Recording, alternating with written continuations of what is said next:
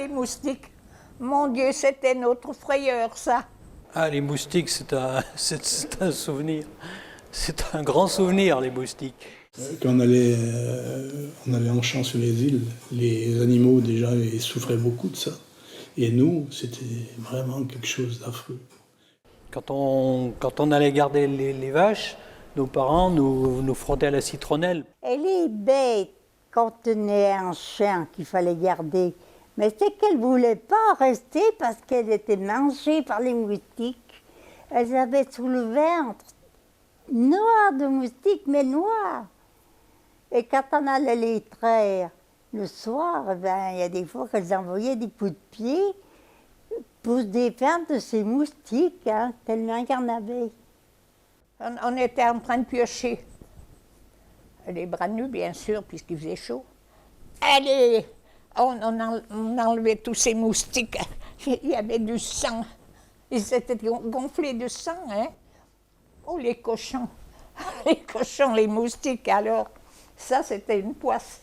Oh là là, même dans les chambres à coucher, la nuit, oh là là là là. Le phénomène s'est amplifié. Je ne dis pas qu'il n'existait pas avant, hein, mais les gens vivaient comme le père Agent, il a certainement dû vivre avec les moustiques toute sa vie. Hein, bon, et puis on n'en faisait pas de cas. Les launes, autrefois, les gens qui allaient à la pêche, une laune, si elle ne courait pas, les bois qui tombaient dedans, on les coupait, on les mettait sur les côtés pour pouvoir pêcher. Tout était plus ou moins entretenu, entre guillemets. On vivait, on parle d'écologie, mais ça se faisait naturellement. Dans ce chemin, quand le Rhône avait baissé, qu'on pouvait y passer, il restait des creux d'eau, un peu d'eau. Et là-dedans, on voyait tout plein de petites bestioles qui se transformaient en moustiques.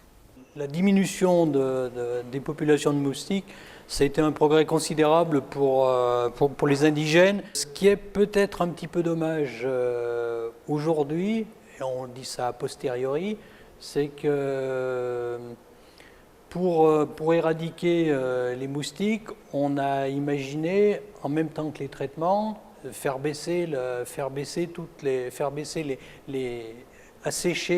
au maximum tous les trous d'eau, les marais, et on y est allé un peu à l'excès. Ça se faisait soit à la pompe à eau, à la sulfateuse, soit à la chignette, ou soit maintenant par hélicoptère. Mais il ne faut pas cracher dans la soupe, il faut bien se rappeler l'objectif de l'époque qui était de supprimer ce fléau. Et puis on s'aperçoit que maintenant, le DDT, il y a toujours des rémanences, même 30 ans après. Voilà.